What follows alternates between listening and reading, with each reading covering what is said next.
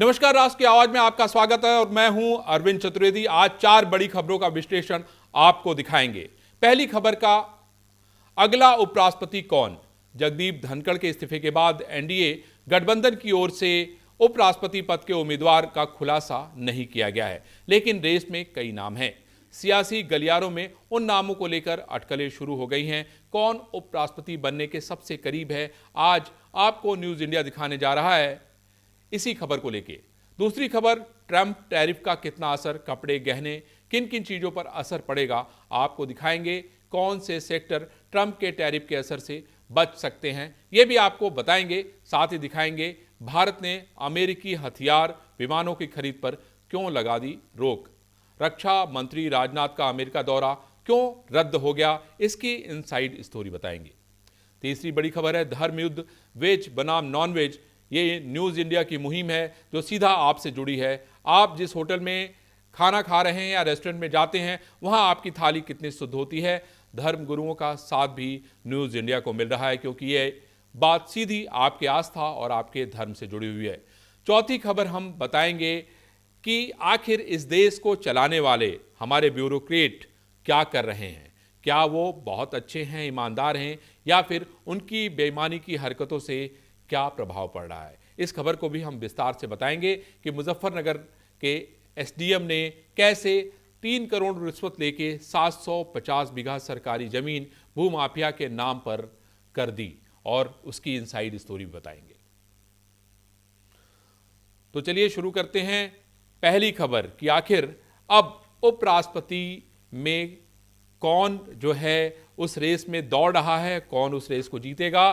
क्योंकि धनखड़ के इस्तीफे के बाद इस समय राजनीति अपने चरम पे है और उपराष्ट्रपति चुनाव का नोटिफिकेशन भी जारी कर दिया गया है। हालांकि अब तक केंद्र में सत्ताधारी एनडीए गठबंधन की ओर से उपराष्ट्रपति पद के किसी भी उम्मीदवार की घोषणा नहीं की गई है, लेकिन सियासी गलियारों में नामों को लेकर अटकलें शुरू हो गई है। हम आपको वो नाम दिखा रहे हैं जो उपराष्ट्रपति की रेस में सबसे आगे हैं।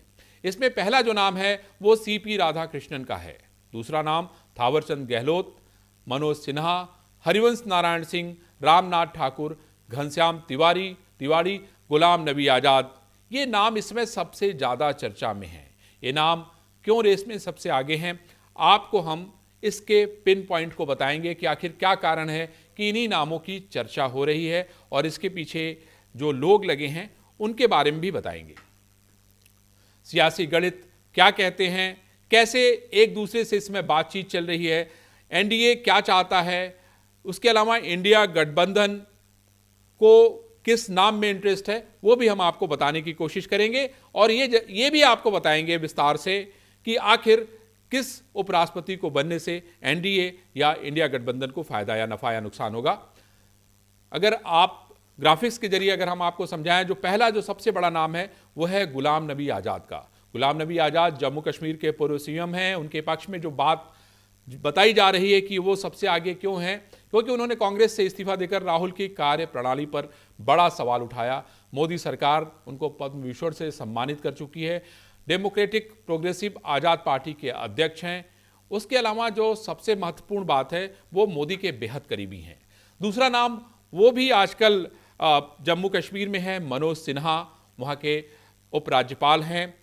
पिछले 5 वर्ष से उनके कार्यकाल को आपने देखा, और मोदी और शाह के बेहद विश्वसनीय बताए जाते हैं। पिछले दिनों अगर आपने देखा होगा तो बहुत सारी तस्वीरें जो है वो मनोज सिन्हा की वायरल हो रही थी मोदी के साथ मिलने की, और कुछ दिनों में उन्होंने 3 बार मुलाकात की। घनश्याम तिवारी जो कि राज्यसभा के सांसद हैं, बीजेपी के वर्तमान में, और हाल ही में प्रधानमंत्री नरेंद्र मोदी से पूरे परिवार के साथ मिले। और मैं आपको बता दूं कि इनके राष्ट्रीय स्वयंसेवक संघ के साथ अच्छा रिश्ता बताया जाता है, और खाटी राजनीतिज्ञ हैं। सीपी राधाकृष्णन जो कि महाराष्ट्र के गवर्नर हैं, वरिष्ठ भारतीय जनता पार्टी के नेता हैं, दक्षिण भारत से आते हैं। संगठन और प्रशासन दोनों में एक लंबा उनका अनुभव है, और साउथ में भारतीय जनता पार्टी अपनी पकड़ बढ़ाना चाहती है, और एक बड़ा कारण ये हो सकता है कि राधाकृष्णन को भी उपराष्ट्रपति बनाया जा सकता है। हरिवंश नारायण सिंह जो कि उपसभापति में राज्यसभा में उपसभापति हैं, राज्यसभा संचालन का अच्छा अनुभव है, नीतीश कुमार के बेहद भरोसेमंद हैं, उसके अलावा मोदी के भी बहुत करीबी हैं। भाजपा और जदयू दोनों ही उन्हें पसंद करते हैं। हरिवंश को की जो छवि है वो बहुत अच्छी है, बहुत बेहतर बताई जाती है, और सर्वसम्मत से अगर कोई इनको ये चुन न लिए जाएं तो इसमें कोई आश्चर्य नहीं होगा। थावर चंद गहलोत जो कि राज्यपाल हैं, कर्नाटक के संसदीय राजनीति का लंबा अनुभव है, राज्यसभा में सदन के नेता भी रह चुके हैं, मोदी सरकार में 2 बार केंद्रीय मंत्री रहे हैं। 77 साल के गहलोत अनुसूचित जनजाति से आते हैं और उनका ट्रैक रिकॉर्ड बहुत अच्छा बताया जा रहा है। रामनाथ ठाकुर केंद्रीय मंत्री हैं, बिहार के पूर्व मुख्यमंत्री कर्पूरी ठाकुर के बेटे हैं, पिछड़े वर्ग से मजबूत पकड़ है, बिहार की राजनीति में प्रभावशाली हैं, 2005 से 2010 तक बिहार सरकार में कैबिनेट मंत्री भी रहे। जदयू कोटे से राज्यसभा सांसद हैं, केंद्र सरकार में कृषि किसान कल्याण राज्य मंत्री हैं। और आपको मैं ये भी बता दूं कि बिहार में चुनाव भी है, तो आपको ये समझना होगा कि चूंकि बिहार में चुनाव है, ऐसे में इनकी भूमिका अहम हो जाती है, क्योंकि चुनाव में जाति का बहुत बड़ा योगदान इस समय माना जा रहा है, और यही कारण है कि इन पे जो है दाव लगाया जा सकता है, इससे आप इनकार नहीं कर सकते हैं। अब हमारे साथ 2 वरिष्ठ पत्रकार जो है, अकुश श्रीवास्तव साहब जुड़ गए हैं, और उसके बाद अनंत विजय साहब भी हमारे साथ जुड़ेंगे। अकुश श्रीवास्तव साहब, न्यूज इंडिया में आपका बहुत स्वागत है।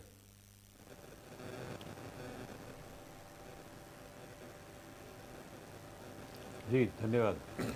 श्रीवास्तव जी, हमने अभी कुछ नाम जो है दिखाए, बताए। मैं आपसे ये समझना चाहता हूं कि आखिर उपराष्ट्रपति कौन बनने जा रहा है, क्योंकि मोदी और अमित शाह के काम करने की अगर शैली को हम देखें तो इससे लोग ये कहते हैं कि वो तो दाहिने हाथ को भी नहीं बताता कि बायां हाथ क्या काम कर रहा है। लेकिन आपके पत्रकारिता का, आपके लेखन का इतना लंबा अनुभव है कि इससे कम से कम इस बात का अंदाज़ा तो हो ही जाता है कि आखिर क्या सुगबुगाहट चल रही है, किसको बनाने से आप एनडीए को नफ़ा या नुकसान होगा। अकु जी, देखिए, आपने बहुत नाम ले लिए और बहुत सारे नाम आपने इसमें इस्तेमाल किए हैं। आपने हरिवंश का किया है, आपने थापर गहलोत का किया है, आपने बहुत सारे नाम लिए हैं जी। लेकिन अभी भी मुझे लगता है जो आपने अपनी बात में अंतिम वाक्य कहा था कि भारतीय जनता पार्टी की तरफ से कौन सा नाम आएगा, ये बाएं वाला और दाएं हाथ वाले को पता भी नहीं लगता है। बाएं वाले कर रहा है, दाहिने वाले को पता नहीं लगता है, दाहिने वाला कर रहा है तो बाएं को नहीं पता लगता है। यही सच है। इसमें से एक नाम को छोड़ करके जी, जो पूर्व राज्यपाल रहे हैं उनको छोड़ करके कोई आप नाम मेरे हिसाब से नहीं चर्चा में है। अच्छा। वजह उसकी सिर्फ ये है कि इस समय भारतीय जनता पार्टी जिस अजीबोगरीब स्थिति से, ख़ासतौर से जो आउटसाइडर्स हैं, जो पार्टी में आ गए हैं या आ रहे हैं, या उनके लिए तो खतरे की घंटी बज चुकी है। वो चाहे कितना भी अच्छा काम कर रहे होंगे, कितना भी उन पर विश्वास होगा, मुझे नहीं लगता कि उनको अब आगे फ़िलहाल बढ़ाया जाएगा। तो इसलिए चाहे उसमें धनखड़ साहब के इस्तीफे के बाद जो है ये बात और प्रबल हो गई है श्रीवास्तव जी। जी, तो चाहे बिहार के राज्यपाल का नाम हो या और जो लोग भी भारतीय जनता पार्टी में आए हैं और वो 10-12-15 साल में या काम कर रहे हैं, उनको अब बहुत ठीक ठोक बजा के जिम्मेदारी दी जाएगी और उन पे हमेशा एक शक का दायरा बना रहेगा। तो ये बात आप पक्की मान लीजिए। इसलिए आपकी लिस्ट में से 70% आदमी तो वैसे ही उड़ जाते हैं। ठीक है। हमारे साथ सर श्रीवास्तव सर अभी 1 मिनट आते हैं, हमारे साथ अनंत विजय जी भी हैं। अनंत सर, आप मुझे ये बताइए कि श्रीवास्तव जी ने तो देखिए इसमें से सारे नामों को, लगभग 70% नामों को खारिज कर दिया। मेरा आपसे सवाल ये है कि जो भी नाम भारतीय जनता पार्टी या एनडीए गठबंधन तय करेगा उसमें बहुत हद तक राजनीति जुड़ी होगी, उसमें जाति की राजनीति होगी, उसमें धर्म की राजनीति होगी, उसमें संघ का इन्वॉल्वमेंट भी होगा, उसमें बिहार भी होगा, बंगाल भी होगा, हो सकता है दक्षिण भारत भी हो सकता है जम्मू कश्मीर भी हो। आपका जो लंबा पत्रकारिता का जो अनुभव है वो क्या कहता है?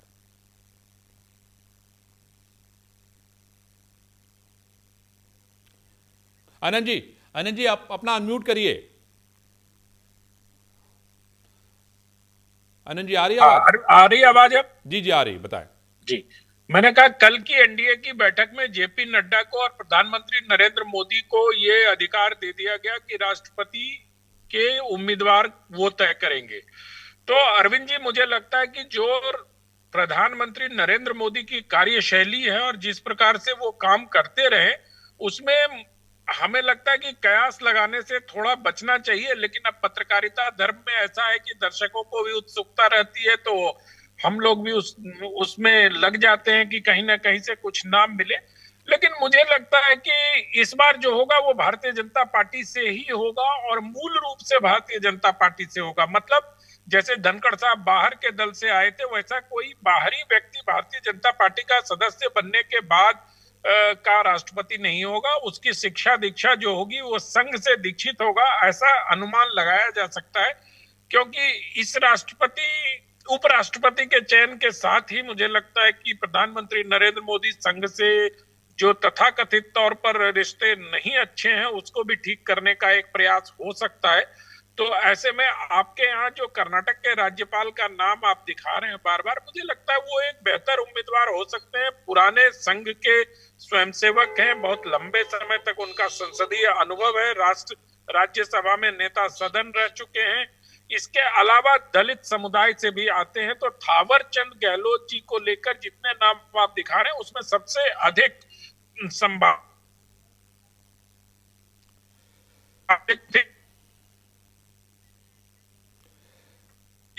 आनंद जी से हमारा कांटेक्ट थोड़ा डिस्टर्ब हो रहा है। श्रीवास्तव सर, ये बताइए मुझे कि आनंद जी ने तो बड़ा साफ कह दिया कि भाई बाकी नामों एकदम आप हटा दीजिए। धनखड़ जी के साथ, धनखड़ जी ने भारतीय जनता पार्टी के साथ या सरकार के साथ जो कुछ भी किया एज ए पद पे रहते हुए, उनका जिस तरह से जाना हुआ, उससे ये लगता है कि कोई भी ऐसा व्यक्ति नहीं होगा जिसकी शिक्षा दीक्षा संघ से न हुई हो। ऐसे में हम ये मान के चलें कि क्या उपराष्ट्रपति इस बार जो है संघ ही देने का काम करेगा, या ये हम मान ले कि संघ जो है नाम बढ़ाएगा और मुहर इस तरफ से लगेगी?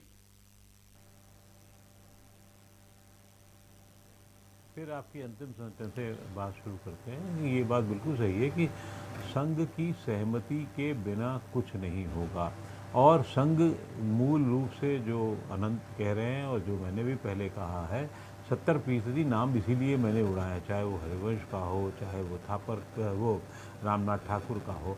रामनाथ ठाकुर को लिए कहा जाता है कि अति पिछड़े दलों के नेता हैं और उनके आने से जो है बड़ा अच्छा रहेगा, अति पिछड़ा एकजुट हो जाएगा। तो लोग ये भी सवाल करते हैं, आज देश के एक सर्वोच्च पद पे बैठने वाले, या नाम भी ले लीजिए अगर आप, मतलब अगर आदिवासी को राष्ट्रपति बनाया जाता है तो क्या आदिवासी वोट भारतीय जनता पार्टी के पास आ गया था पूरा पूरा? झारखंड में तो आपकी हार हो गई थी। तो वो समीकरण भी नहीं चलने पाते हैं।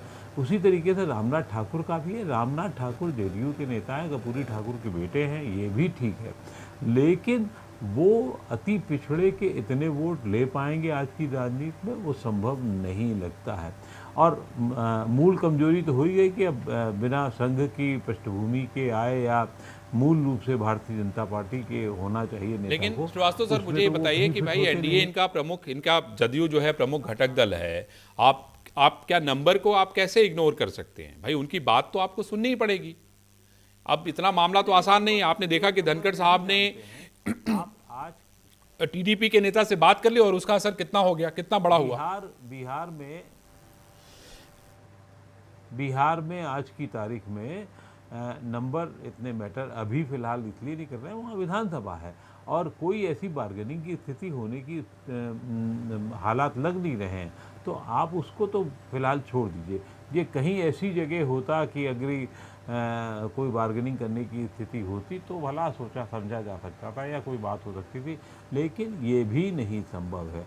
और जहाँ तक मोदी और नड्डा को अधिकार देने की बात है, तो आज क्या पुराने ज़माने से लेके अब तक, और कांग्रेस में वही अधिकार सोनिया गांधी को पहले दिया जाता था, अब राहुल गांधी के पास आ गया है। उसी तरीके से मोदी और नड्डा के बिना नहीं हो सकती सहमति का वो।